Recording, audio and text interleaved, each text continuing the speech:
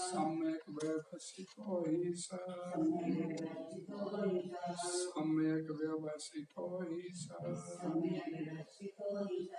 शब्दार्थ अपि भी चेत यदि सुदुराचार अत्यंत गर्हित कर्म करने वाला भजते सेवा करता है मान मेरी अनन्य भाग बिना विचलित हुए साधु साधु पुरुष एवं निश्चय ही स वह मंतव्य मानने योग्य सम्यक पूर्णतया व्यवस्थित संकल्प वाला ही निश्चय ही स वह। यदि कोई जघन्य से जघन्य कर्म करता है किंतु यदि वह भक्ति में रत रहता है तो उसे साधु मानना चाहिए क्योंकि वह अपने संकल्प में अडिग रहता है। हरे कृष्णा। यदि कोई जघन्य से जघन्य कर्म करता है किंतु यदि वह भक्ति में रत रहता है तो उसे साधु मानना चाहिए क्योंकि वह अपने संकल्प में अडिग रहता है। तात्पर्य इस ज्वाइन के जगतगुरु श्रील प्रभुपाद जी वाला सरल स्पष्ट है, ध्यान से पढ़िएगा। इस श्लोक का सुदुराचार शब्द अत्यंत महत्वपूर्ण है, अतः हमें इसे ठीक से समझना होगा।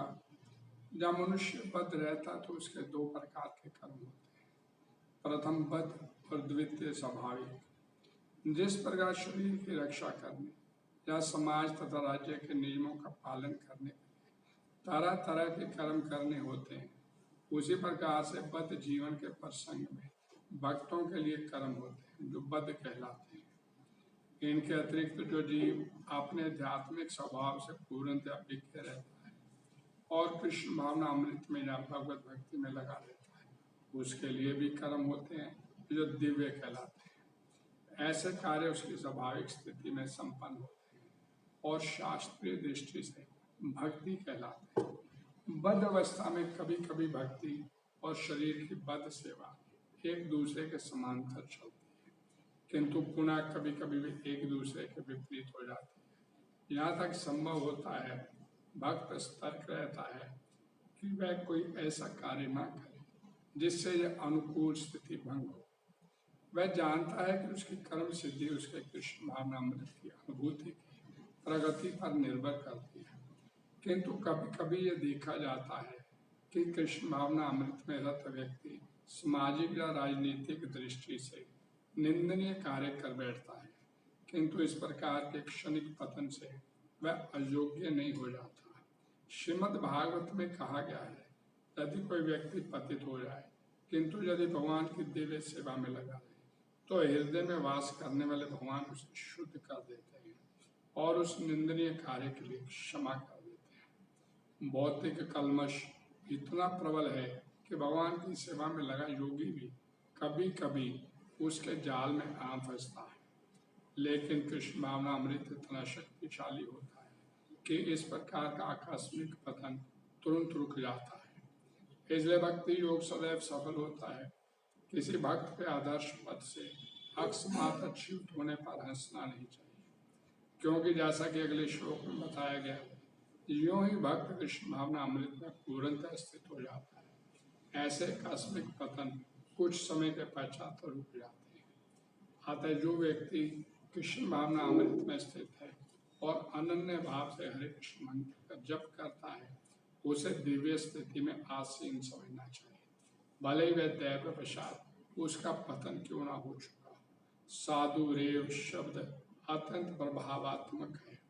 ये अभक्तों को सावधान करते हैं कि आकस्मिक पतन के कारण भक्त का उपहास नहीं किया जाना चाहिए, उसे तब भी साधु ही मानना चाहिए। मंतव्य शब्द तो इससे भी देख बलशाली है। यदि कोई इस नियम को नहीं मानता और भक्त पर उसके पतन के कारण हंसता है तो वह भगवान के आदेश की अवज्ञा करता है। भक्त की एकमात्र योग्यता ये है कि वह अविचल तथा अनन्य भाव से भक्ति में तत्पर है। नरसिंह पुराण में निम्नलिखित कथन प्राप्त है। भगवती च हरावन्य चेता वृषमालिनोऽपि विराजते मनुष्य न हि शशकलुषभी कदाचिता तिम्र प्राभवताम पैती चंद्र।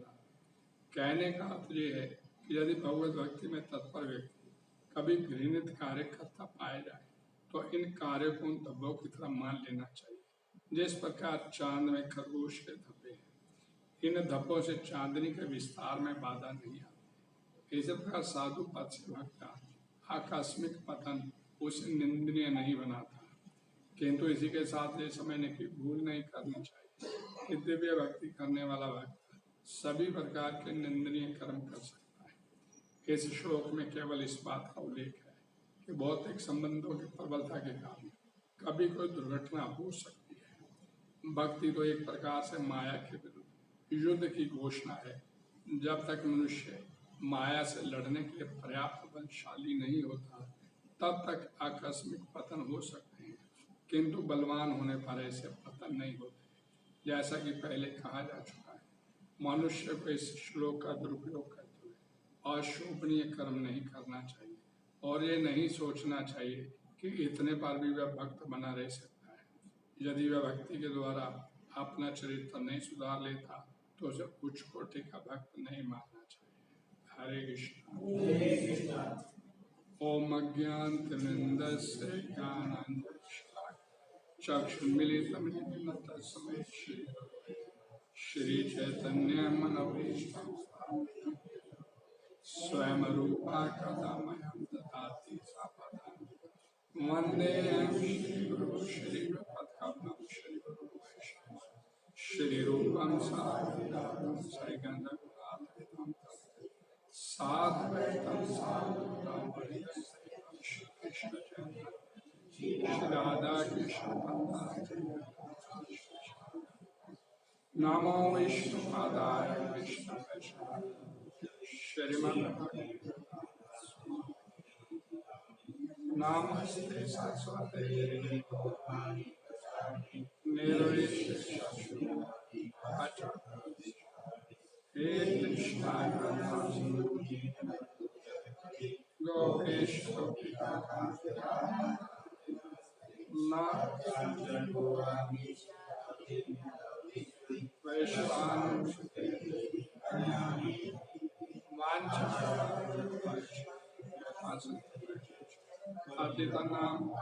गोपेश जय श्री कृष्ण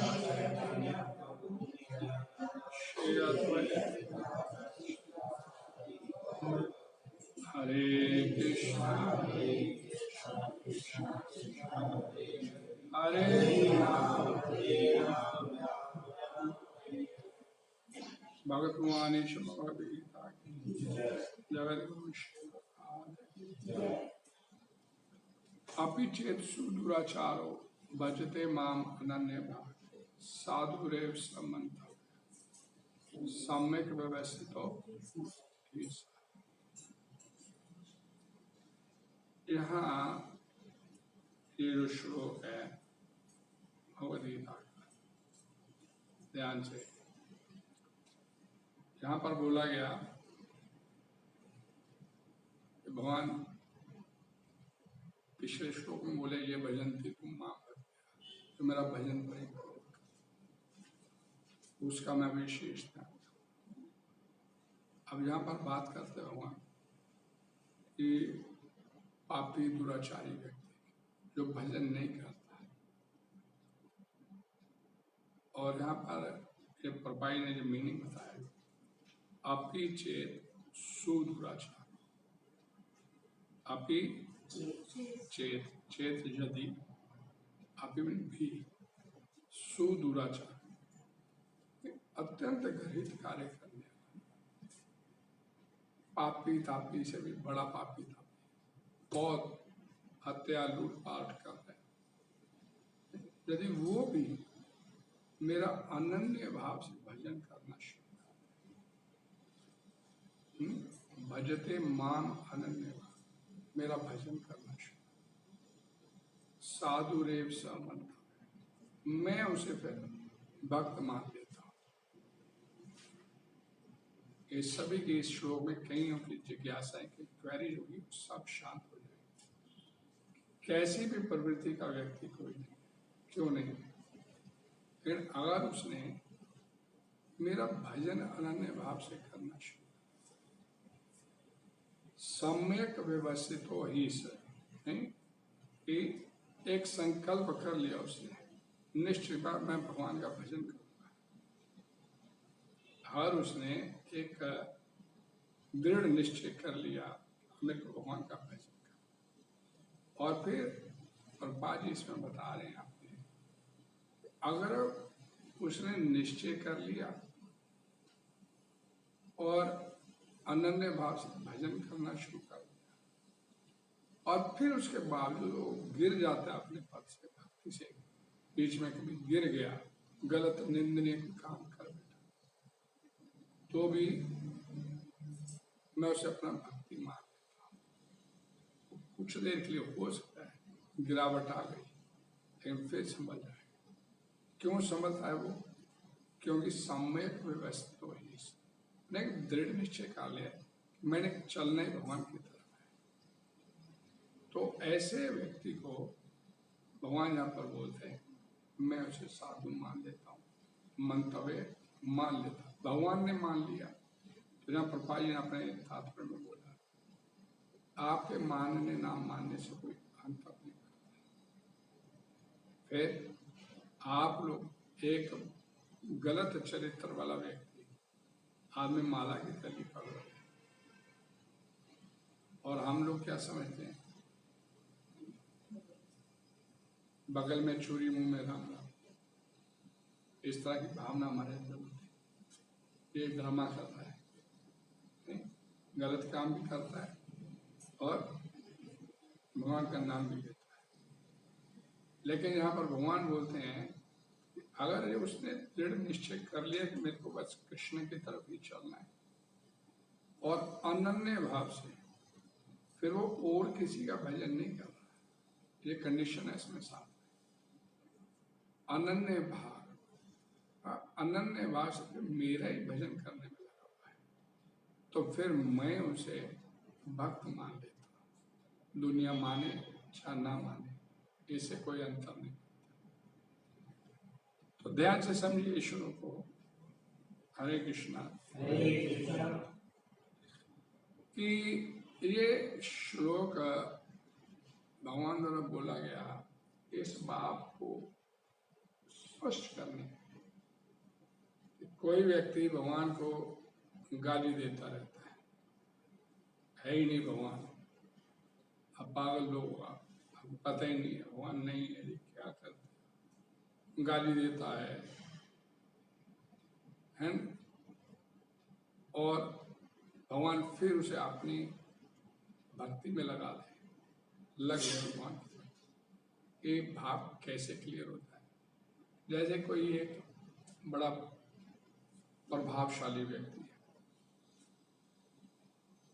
करोड़पति अरबपति है, वो आके बोले, दुनिया में अनाउंस करे, जो भी मेरे पास आएगा मुझे मैं अपने पास नौकरी लूंगा, मुझे मैं 2 लाख रुपया दूंगा, जो भी मेरे पास आएगा। अब मजा तो तब है कि उसको गाली देने वाला भी उसके पास चला जाए, वो उसे नौकरी दे दे, मुझे 2 लाख रुपया, मजा तो तब है। तो इसी भाव को क्लियर करने के लिए भगवान जहाँ पर शुरू, तो कैसा भी बुरे से बुरे आचरण वाला व्यक्ति क्यों नहीं है, आपकी चेत सुदुराचार, दुराचारी की बात नहीं, सुदुराचारी, घने पाप को कतल कुतल करके बैठा, सब प्रकार के पाप, लेकिन भजते माम अनन्य भाव, तो ये उस भाव को स्पर्श करने के लिए वहां होते हैं। तो फिर भी मेरी तरफ चला आया, नहीं गाली दिया और फिर भी मेरे पास आ रहे सहायता मांगे, मैं उसकी सहायता करूंगा, ये नहीं मैं उसकी सहायता नहीं करूंगा। ये भगवान कितने मतलब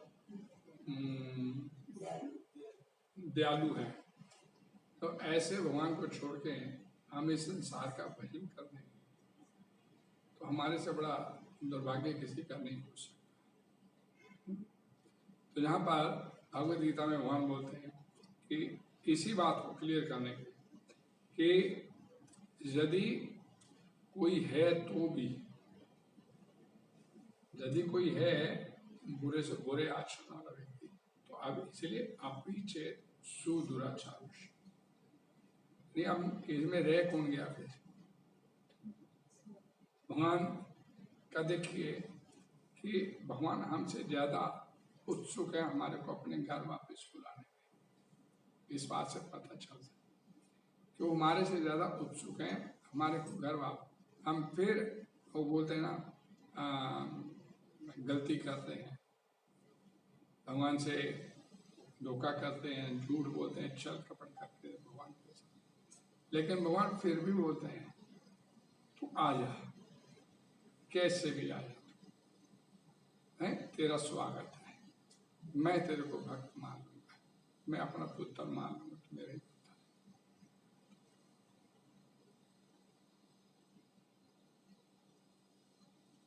ये शब्द है दुराचार,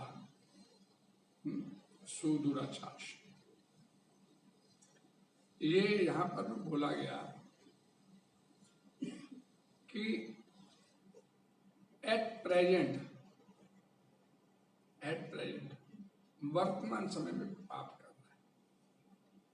पिछले पुराने पापों की बात नहीं हो रही, पुराने पाप उसी में धुल जाएंगे उसके, और उसने भजते मामा ने भाग स्वीकार कर, पुराने पाप उसके उसी में धुल जाएंगे। तो तू वर्तमान में भी पाप कर रहा है, चलेगा, लेकिन अब आ जा मेरी तरफ, अब मेरी तरफ, अब आज से तौबा कर ले कि भाई मैं तौबा करने का मतलब संसार से तौबा कर ले, मेरी तरफ चल। भगवान आपके पाप नहीं देखेंगे उस समय, कितने पाप है। मैंने कल के श्लोक में आप लोगों को बताया कि भगवान का स्वभाव है कि वो आपका अवगुण नहीं देखते, आपके पाप नहीं देखते। अगर भगवान की तरफ चलने में, ध्यान से समझिए इस बात, भगवान की तरफ चलने में आपके पाप बाधक हो जाएंगे, आपके पाप बाधक हो जाएंगे, तो फिर तो पाप बड़े हुए भगवान छोटे हुए। समझिए इस बात कि आपके भगवान की तरफ चलने में पाप सबसे बड़ी रुकावट है, इसलिए इतने पाप है, पहाड़ बना पाप होगा, आप इतने पाप करके बैठे। तो फिर इसका मतलब पाप बड़े हो गए, भगवान छोटे हो गए। भगवान छोटे नहीं, वो कहते हैं अब भी तुम मेरी तरफ चल पड़े, और ये नहीं कह रहे कि तेरे पिछले बहुत पाप पड़े, मैं कैसी तरह कल्याण करूंगा, ये नहीं बोल रहे। वो क्या कहते हैं, भजते माम अनन्य भाव, प्रेजेंटली तू मेरी तरफ चल पड़ा, अब भी चल पड़ा, लेकिन चलने की विधि क्या है, अनन्य भाव। विधि चलने की क्या है, अनन्य भाव, अनन्य भाव से मेरी तरफ चल। फिर जो तेरा पापों का पहाड़ है वो मैं देखूंगा। हम एक होता ना, गुरु के पास क्यों जाना होता है, गुरु के पास कि वो भगवान एक ट्रेनिंग होती है।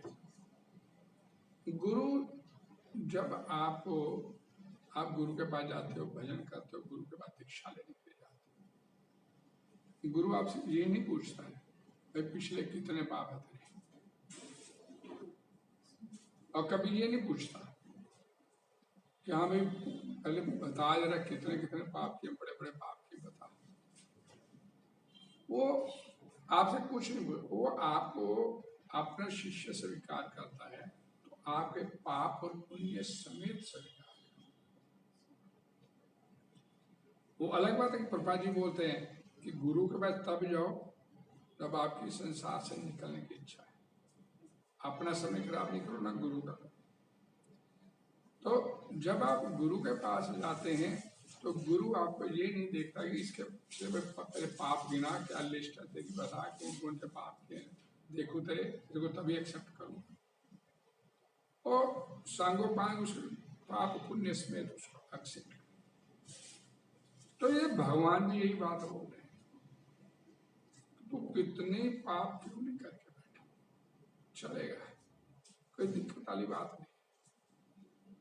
लेकिन अब क्या कर, भजते मामा, अब तुम मेरी तरफ चल पड़े, अब आगे नहीं कोई। अरे, और ये निश्चय करके, निश्चय क्या क्या मैंने चलना ही भगवान की तरफ, दृढ़ निश्चय, सम्यक व्यवस्थित हो ही।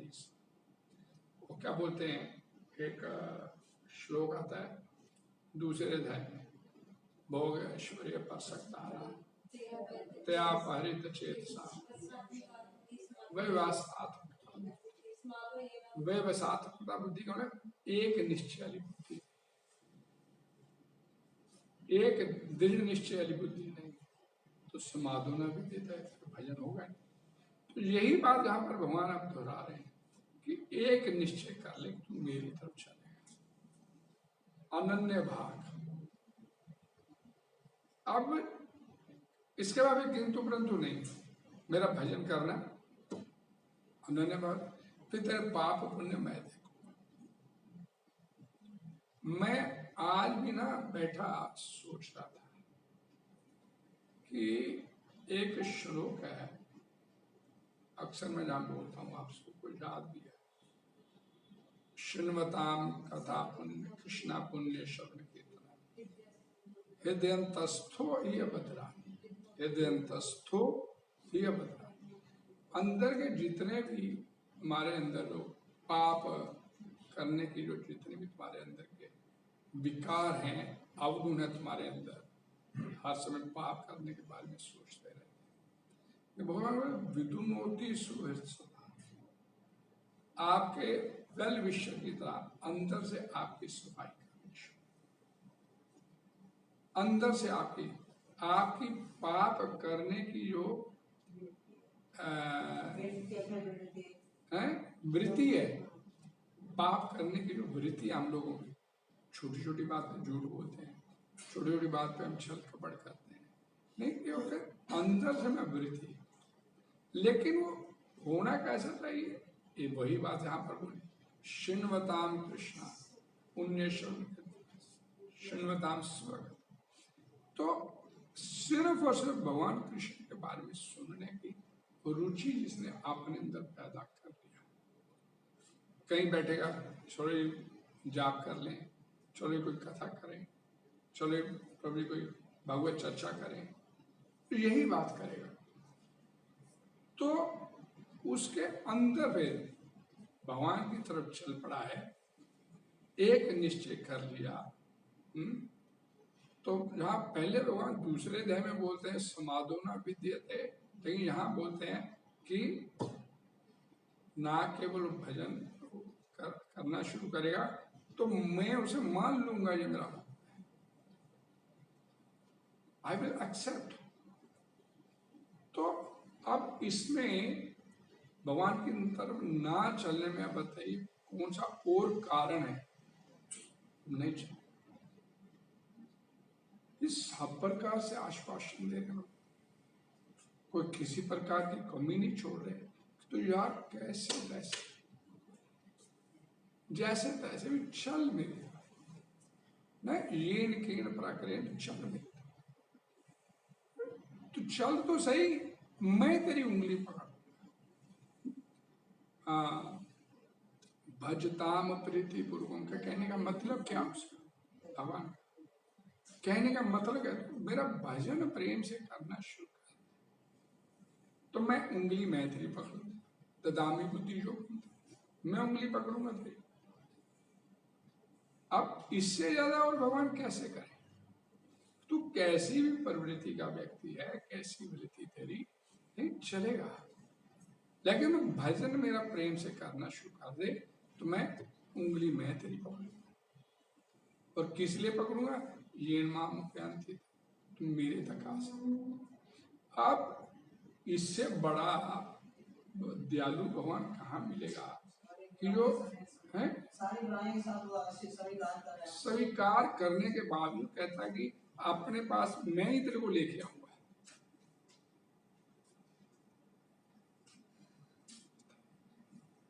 और फिर भी हम भजन नहीं करें, इसके बावजूद भी और नहीं जी पाप बहुत है, अभी चलेंगे दुनिया के साथ है, क्या करें, नहीं फिर आपसे इससे बड़ा आपका दुर्भाग्य कोई नहीं। फिर भी भजन नहीं करें तो इससे बड़ा दुर्भाग्य कोई नहीं। तो यहाँ अच्छा, अब एक बात और आती है, भगवान भगवद गीता में बोलते हैं 7वें अध्याय कि 4 प्रकार के लोग मेरी शरण में नहीं आते। 4 प्रकार के लोग मेरी शरण में नहीं आते। तो भाई उसमें क्या है? नराधमा, पापी तापी, माया प्रतिज्ञाना, आसुर प्रवृत्ति, मूढ़ा। तो जब ये भगवान पहले ही बोल चुके हैं कि जो लोग आएंगे नहीं मेरी शरण, तो यहां भगवान क्यों बोलते हैं भाई तुम पापी तापी भी आ जा मेरे? वो आएगा ही नहीं। अब आपने बोल दिया, जब आपने पहले बोला पापी तापी लोग नहीं आते मेरी तरफ, मूढ़ा नराधमा ये लोग नहीं आते, तो भैया पापी तापी लोग आप क्यों ऐसा बोलते हैं? अपिचेत सुदूराचार क्यों आएंगे?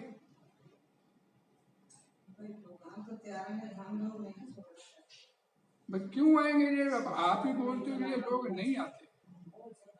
तो यहाँ पर उसकी एक क्लैरिफिकेशन होती है। कई बार क्या होता है, पापी तापी लोग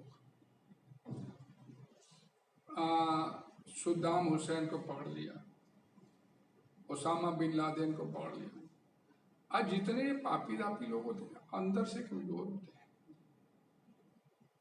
हैं। ये बलवान किस बूते पे होते हैं? हाथ में बंदूक है, मैं पावरफुल।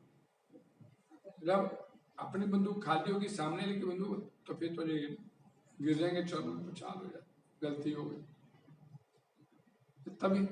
तो इस तरह का कोई व्यक्ति जब कभी कोई आफत में पड़ जाता है, जान के लाले पड़ गए, फिर उसे कभी किसी सत्संग की बात याद आ, सत्संग में सुना था यहाँ ऐसे भगवान बचा सकते, ऐसे समय में भगवान हम याद।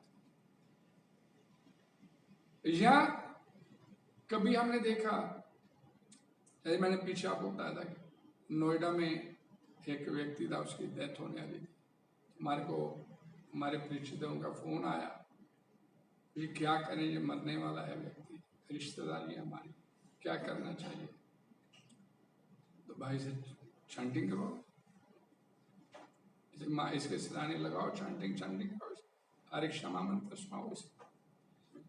वो ये हमारे पास सीधा उन्हें सवाल, आप आ सकते हो हमारे पास? मेरे को बोला, मैं कहा मैं तो नहीं आ पाऊंगा, मैं कांतिपुर को गई। तो मैंने कांतिपुर से पूछा, फिर मैं चला जाता, तो चल गए।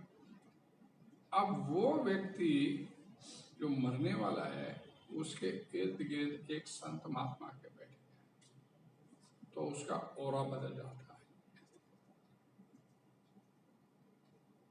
उसके इर्द गिर्द का वातावरण चेंज। तो व्यक्ति ये बोले थे कि 2-3 एक दिन में मर जाएगा, 4 दिन जीवित रहा, और 4 दिन कांतिपुर के साथ 24 घंटे बैठ के हरिनाम कर रहे।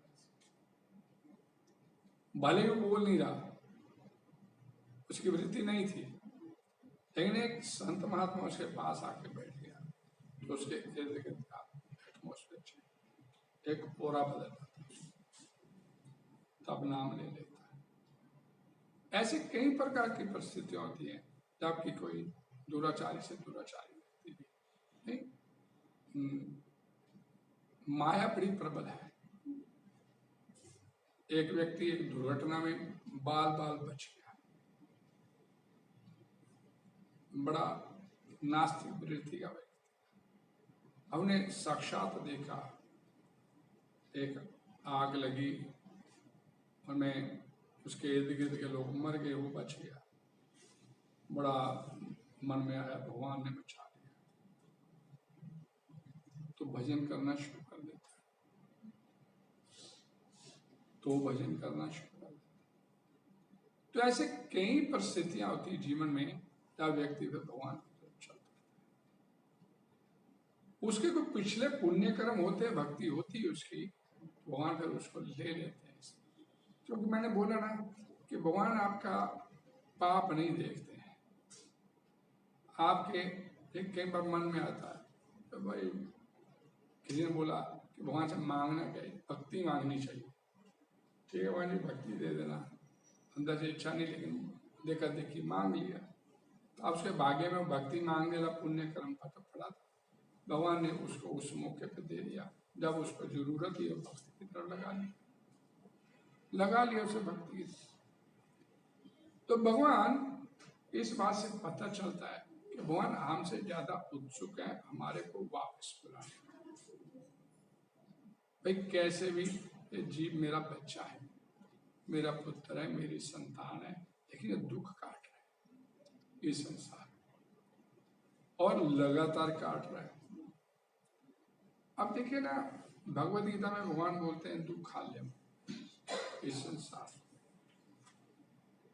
और कौन माता पिता होगा और जो ये चाहेगा कि उसकी संतान इस संसार में दुख? कौन माता पिता उसके संतान काटे, दुख की झेलती रहे, बेचारे वाली जिंदगी बिताई है। लेकिन वो तो वास्तव में माता पिता है। ये माता पिता तो हमारे को इस संसार में टेम्परेरी मिलते हैं, और अनंत जन्म हुए तो अनंत माता पिता मिले, अनंत जन्म हुए तो अनंत माता पिता मिले। तो उसमें कथा थी ना, श्री श्री चैतन्य चरितामृत, तो शिवास पंडित का पुत्र मर गया, भगवान उसे दोबारा जीवित किए। कहाँ चला गया तू? असमय तू छोड़ के चला गया अपने माता पिता, वापिस आ जा। तो बालक क्या बोलता, आप मेरे प्रारब्ध को मेट सकते हो, लेकिन अब आपने मेरे को यहाँ पर भेजा हुआ है, मैं बड़ी अच्छी जगह आपने भेजा हुआ है। यानी कि वो जो माता पिता शिवास पंडित, उससे भी वो भी भक्त हैं, तो उससे भी ले गए भगवान अपने धाम। आप चाहे तो मेरा प्रारब्ध मेट सकते हो, वापस बुला सकते हो, यू आर द अथॉरिटी। लेकिन मैं अब जहाँ पर हूँ, मैं बड़ा, शिवास पंडित को बड़ा सुकून मिला, पुत्र मरने का दुख खत्म हो गया, पुत्र मरने का दुख खत्म हो गया। तो इसलिए भगवान जो है हमसे ज्यादा उत्सुक है हमारे को वापस बुलाने। अच्छा एक चीज और यहाँ पर है, ये प्रभुपाद जी के लिए तात्पर्य निकाली। हरे कृष्णा हरे कृष्णा।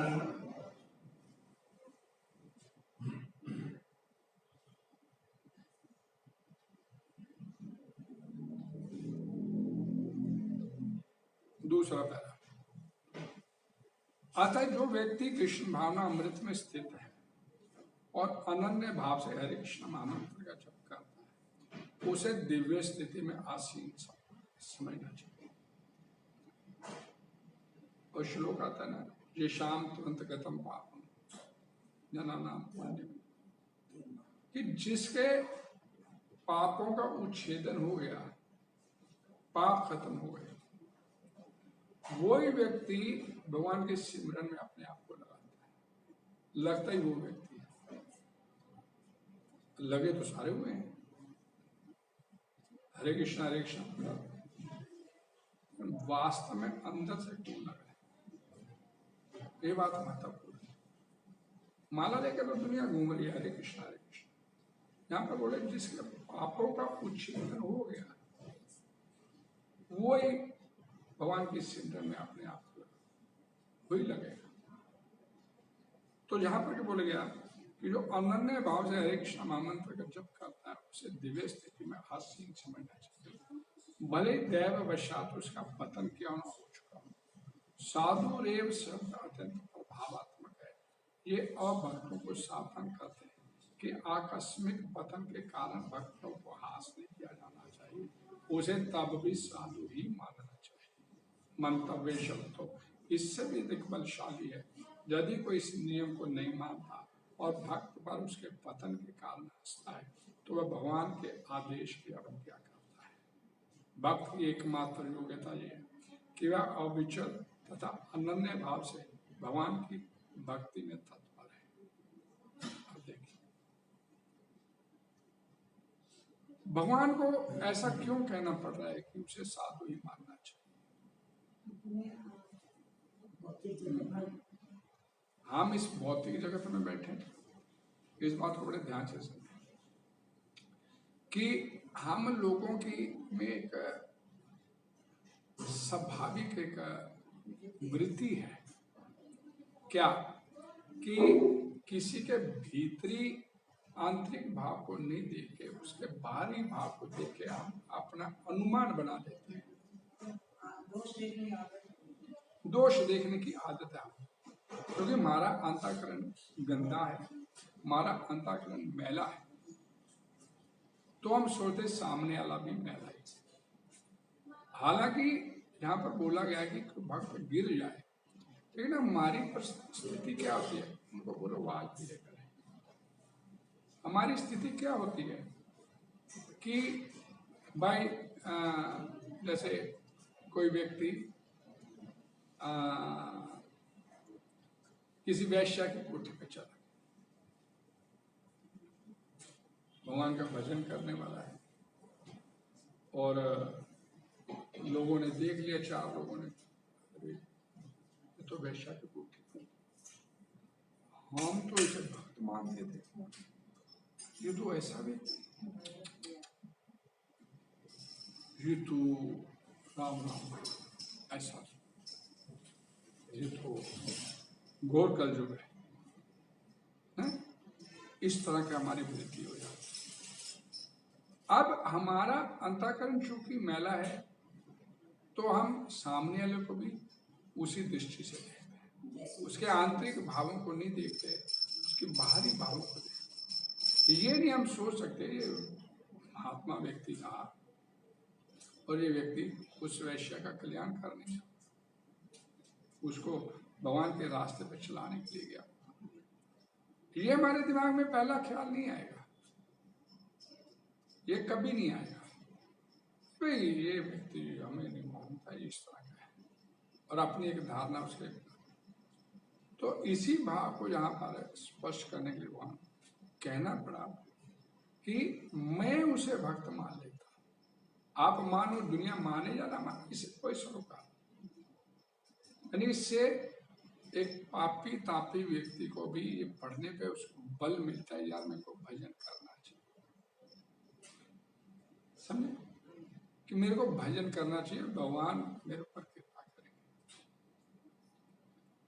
तो हम उसके बाहरी भाव को देख के हमने अपना निर्णय अपने मन में तय कर लिया कि व्यक्ति का।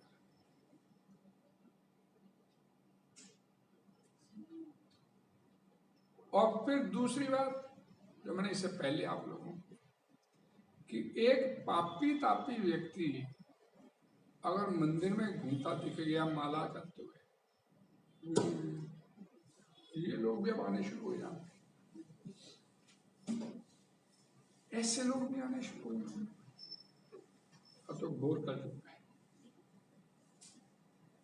पता नहीं हमारा कल्याण कब होगा, या अपने आप को मान लिया हम तो बड़े अच्छे कोटि, नहीं अपने आप को मान लिया हम तो बड़े उच्च कोटि के बस। अब ये नहीं सोचेंगे कि व्यक्ति बदल भी सकता है, भगवान का भजन करने में लग गया है, ये भजन करेगा और ये निकल जाए, वो निकल जाएगा, हम यही अटके रह जाएंगे, हम लोग यही अटके रह जाएंगे। तो इस बात को स्पष्ट करने के लिए हमारी जो वृत्ति होती है मूलतः वो इस तरह की होती है कि हम उसके बाहरी भाव को देख के अपना फैसला ले लेते हैं, तो उससे कोई फर्क नहीं पड़ता। हम बोलते हैं साधु रेव संबंध, मैं उसे अपना भक्त मान लेता हूं, दुनिया माने चाहे नहीं माने। जब भगवान ने मान लिया तो फिर समस्या किस। और दूसरी बात कि यहाँ प्रभा जी लिखते हैं आकस्मिक पतन पे हंसना नहीं चाहिए। एक व्यक्ति माला जाप करता है, एक व्यक्ति कथा करता है, उसे मान लो कोई वो गिर गया अपने पद से, तो प्रभा जी क्या बोलते हैं, हंसना नहीं चाहिए उसे, वो तो फिर उठ जाएगा। आप गिर गए, वो फिर उठ जाएगा। वो तो लगा हुआ भजन में गिर गया तो भगवान उसे फिर उठा लेंगे, लेकिन हम गिर गए, हमारा पतन हो गया। तो इसलिए सुबह जब इस कौन में प्रभुपाद जी ने नियम बनाया, सुबह शिक्षाश्रम पढ़ा जाता है, सुबह 10 नाम अपराध। तो पहला नाम अपराध क्या है?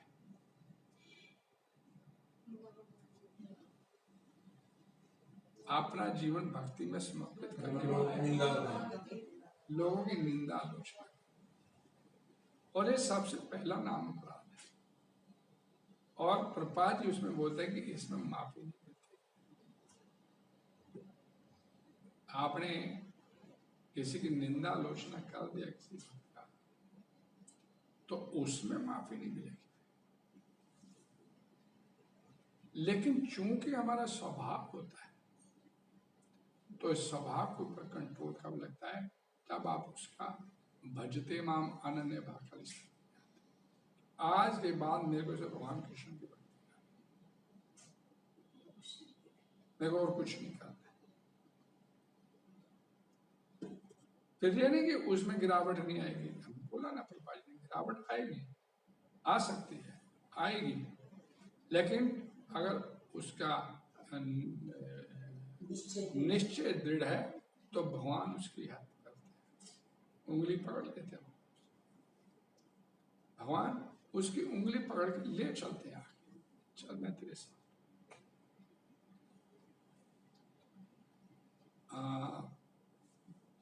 अगला पैरा, हरे कृष्णा।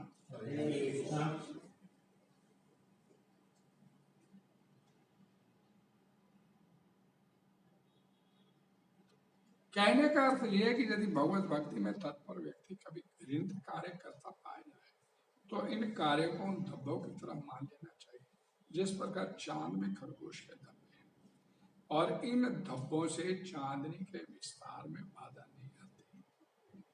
इसी प्रकार साधु पद से भक्त का आकस्मिक पतन उसे निंदनीय नहीं बनाता है। भाई ये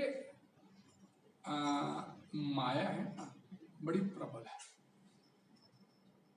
ये हमने इसमें भी पढ़ा, ये देखिए लास्ट पैरा।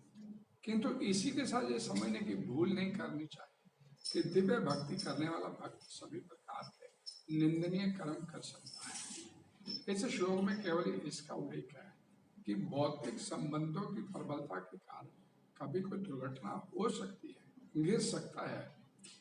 भक्ति तो एक प्रकार से माया के विरुद्ध युद्ध की घोषणा है।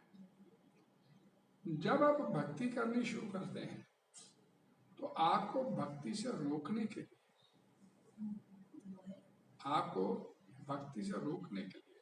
तरह तरह के आपके रास्ते में रुकावटें, घर वाले रोकेंगे, परिस्थितियां ऐसी हो जाएंगी आपके सामने, ऐसी परिस्थितियां पैदा हो जाएंगी, भाई भक्ति नहीं कर पाएंगे। तो कैसी भी परिस्थिति आ गई भाई, जैसे मंदिर जाना बंद हो गया तो ठीक, कोई बात नहीं, घर में बैठे माया से लड़ो। बोलने में पाबंदी हो गई, घर वाले सो रहे हैं, जाप करोगे तो दिक्कत है। तो भक्त ने लड़ाई वाला वातावरण नहीं करना, अंदर जाप करेंगे तो अपने आप को किसी भी परिस्थिति में माया से लड़ने के लिए अपने आप को तैयार करें। ये नहीं दुहाई देते रहना, नहीं होती जी, समझो गृहस्थी हैं हम लोग, बड़ी चीजें देखनी पड़ती हैं, बहुत कुछ करना पड़ता है, बड़ी बड़ी दलीलें देंगे हम, तरह तरह की बातें करेंगे, नहीं हो सकती। सब कुछ पॉसिबल है भक्ति करने। अरे भगवान तो चाहते हैं, भगवान कब चाहेंगे कि मेरा पुत्र मेरे से दूर रहे? वो कब चाहेंगे? एक भौतिक माता पिता नहीं चाहते कि उनकी संतान उनसे दूर रहे, वो तो वास्तव में माता पिता है। वो क्यों चाहेंगे कि उसका पुत्र, उसके संतान भक्ति में मेरे साथ नहीं जुड़े? लेकिन अंदर इच्छा नहीं होती जब इधर चलने की, तो फिर तरह तरह की रुकावटें आएंगी। हम दुनिया को जता सकते हो, बड़ी मन की इच्छा थी भजन कर देंगे, बड़ी दलीलें देंगे, लेकिन क्या हो नहीं सकता, नहीं कर नहीं पाते। ऐसे होता है।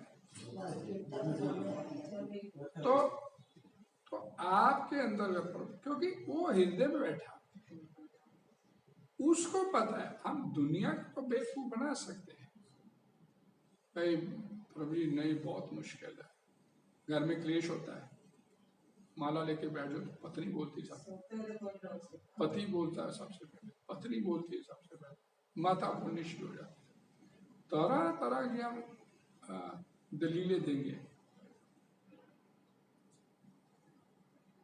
और जबकि भक्ति ऐसी स्थिति पे है कि किसी भी परिस्थिति में विल हैव टू परफॉर्म। ये प्रभुपाद जी का बेसिक अपने उन्होंने समझाने का प्रयास किया। लोग पहली बार जुड़े भक्ति सिद्धांत से जुड़े कि देश गुलाम है, भक्ति कैसे कौन चुनेगा? देश गुलाम है, आजाद है, भक्ति आपको हर परिस्थिति में वो करनी पड़ेगी। भक्ति आप ये नहीं कि स्थितियां जी है, स्थितियां अनुकूल है प्रतिकूल है, प्रतिकूल परिस्थिति तो भी भक्ति करनी, अनुकूल परिस्थिति तो भी भक्ति हर हालत में होनी चाहिए। ये नहीं अब स्थिति अनुकूल नहीं है, सो गए जी हम तो सो जाते हैं, क्या करें? घर में क्लेश तो नहीं कर सकते, नहीं पर आप नहीं समझ सकते हमारी स्थिति, ठीक है, नहीं समझ सकते, नहीं समझ सकते। तो इसलिए भजन जो उसका वो दुख है सुख है, अनुकूल है प्रतिकूल है, दिन है रात है, वो आपको हाथ, ये भगवान बोलते भगवत गीता। उन्होंने ये नहीं बोला तस्मात् सर्वेषु कालेषु माम, ये बोलते, ये श्लोक बोलते भगवान ने ये नहीं बोला हाँ नहीं दिन में करना रात में नहीं करना, या रात में करना दिन में नहीं करना, प्रतिक्षण मेरा सिमरते अंदर। अब choice is yours, choice is yours, हमने करनी क्या नहीं करनी, डिपेंड हमारे ऊपर। तो भक्ति तो एक प्रकार से माया के विरुद्ध युद्ध की घोषणा है। जब तक मनुष्य माया से लड़ने के लिए पर्याप्त बलशाली नहीं होता तब तक आकस्मिक पतन हो सकते हैं, किंतु बलवान होने पर ऐसे पतन नहीं होते, जैसा कि पहले कहा जा चुका है। तो बलवान होने के लिए, भक्ति करने के लिए बलवान होना चाहिए, तो गुरु के आदेश, प्रामाणिक गुरु के आदेश आपकी भक्ति। बोले मैंने भी बोला ना कि ये बेसिकली मैं वर्ड नहीं मेरे दिमाग में आ रहा कि भगवान के आगे झुकने से पहले आपको गुरु के आगे झुकना, वो आपकी ट्रेनिंग है। गुरु जो है,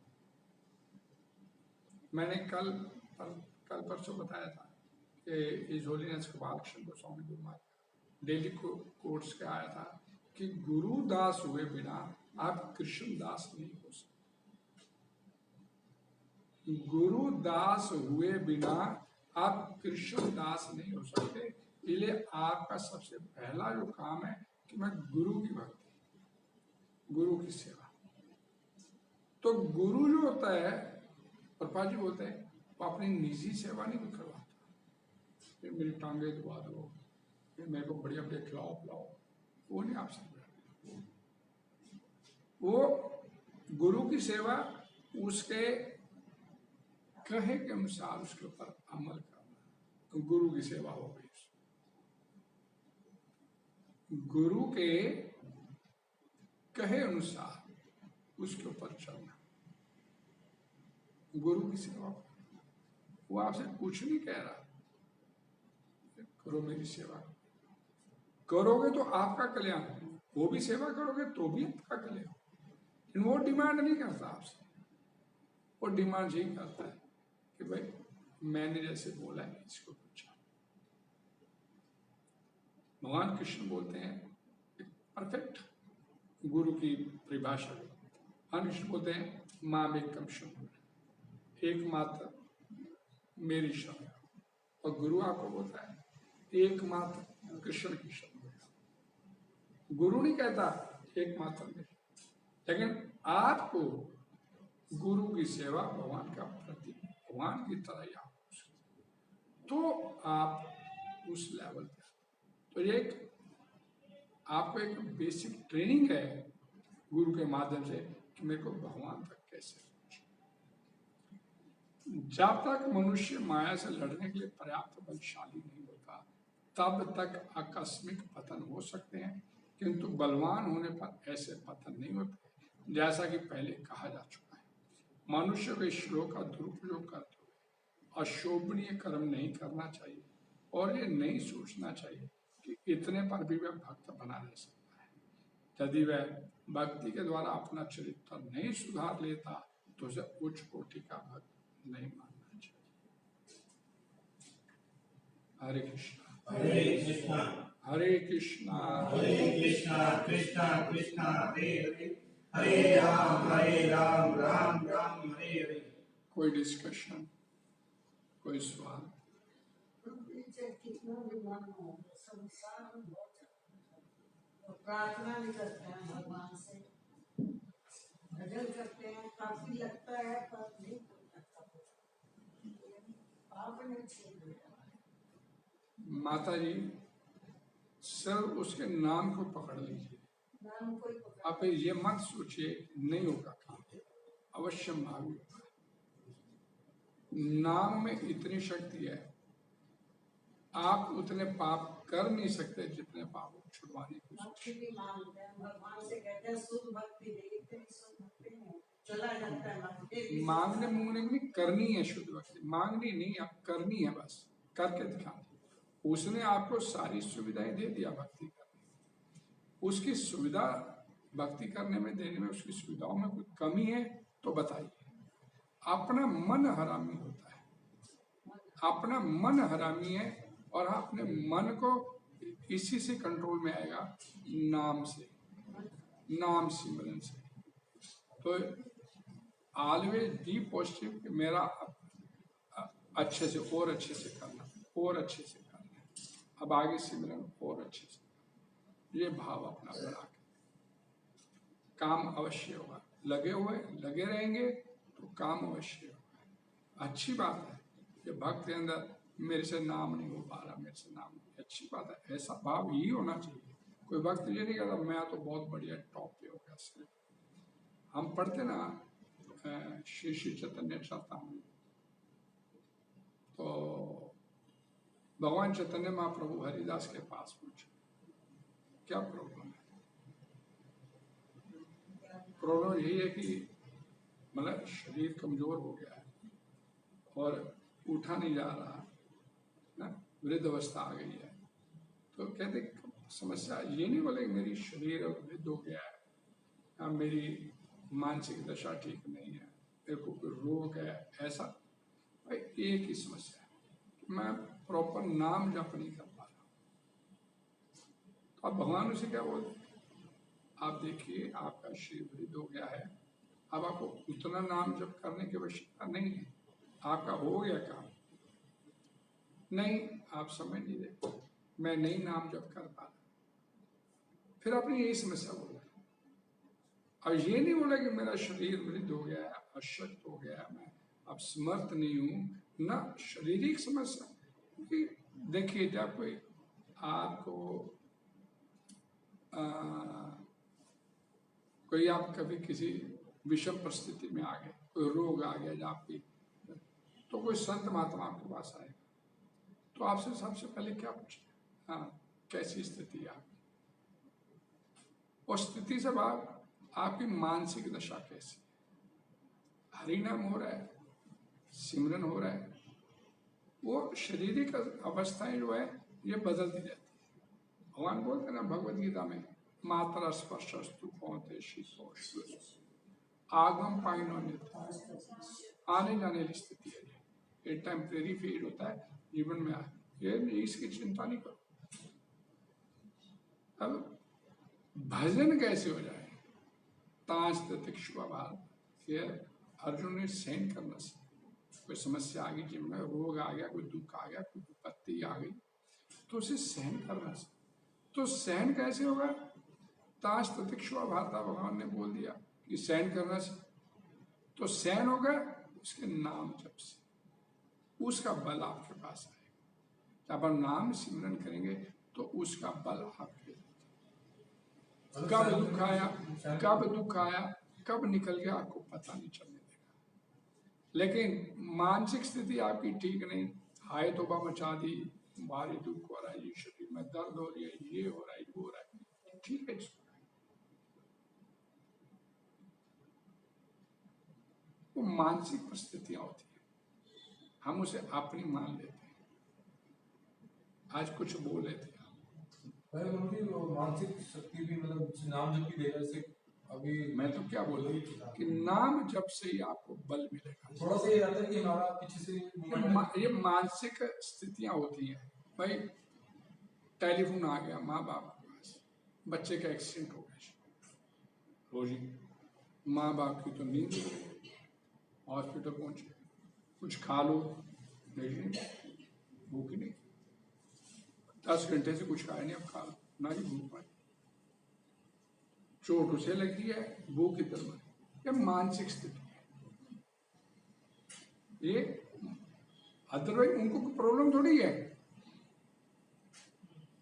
तो मानसिक स्थिति आपकी, तो क्या बोले भगवान, उस भगवत गीता का समापन किया, मन मना भाव, मन दे मेरे को।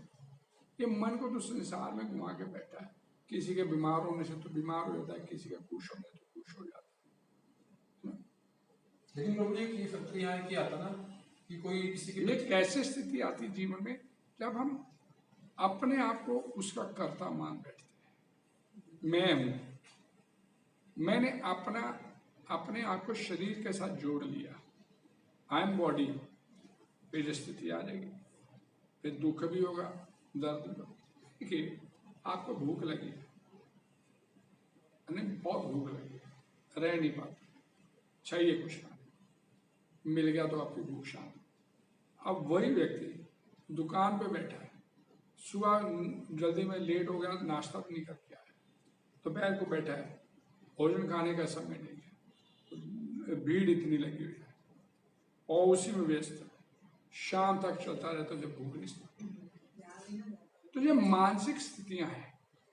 हम अपने आप को शरीर के साथ अपना तादात्म्य कर लेते हैं, आई एम बॉडी, तो हमारे को दुख भी होता है, हमारे को तकलीफ भी होती है, हमारे को दर्द भी होता है। और वही दर्द आपको बहुत दर्द हो रही है, आपने अपने आप को दर्द की तरफ ध्यान नहीं देके सिमरन की तरफ जोड़ लिया, ताश प्रतीक्षा वार्ता हो जाएगी, सहन हो जाएगा। तो ये मन के साथ हम तादात्म्य कर लेते हैं तो हमारे जीवन में ऐसी परिस्थितियां आती हैं। और इसमें एक फैक्टर ये भी तो आता है ना कि जैसे मान लो किसी के पेरेंट को फोन आया कि उसके बच्चे एक्सीडेंट हो गया, उसमें एडमिट है, अब उसको नाम जप करते हुए हुआ मतलब कि जो मैं 3 4 5 मिनट, ठीक है, अब वो प्यास लगी तो कुआं खोद देगा तो पानी तो नहीं मिलेगा। अगर उसके पीछे से अच्छी स्पीड है, उसमें काफी साल हो गए, वो उसमें भी अगर वो ध्यान नाम जप कर रहा है तब उसको मानसिक बल मिलेगा। ये तो बंदे ये तो यार मुझे तो साल हो गया मानसिक बल तो मिला। प्रभु जी इसीलिए तो बोला गया ना, बचपन से कुमारा आचरित प्राज्ञ धर्मान भागवत। क्योंकि लोग ये शिकायत बचपन से ही शिकायत होती है लोगों की। बचपन से ही बच्चे को भागवत धर्म के बारे में एजुकेट करो। ना हम अपने बच्चों को करते हैं, ना हमारे को किसी ने किया। वह स्थिति वही चलती रहती है उस चीज में बुरी रहनी है। और हम सिवाय दलीलें देने के और कुछ नहीं करेंगे। क्यों? हरे कृष्ण। और कुछ ऑनलाइन कोई सवाल?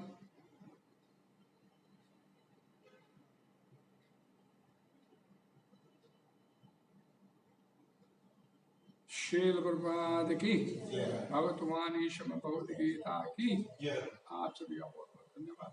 हरे कृष्ण। अगली कथा कल सुबह 8:45 से 9:45 इसी स्थान पर आप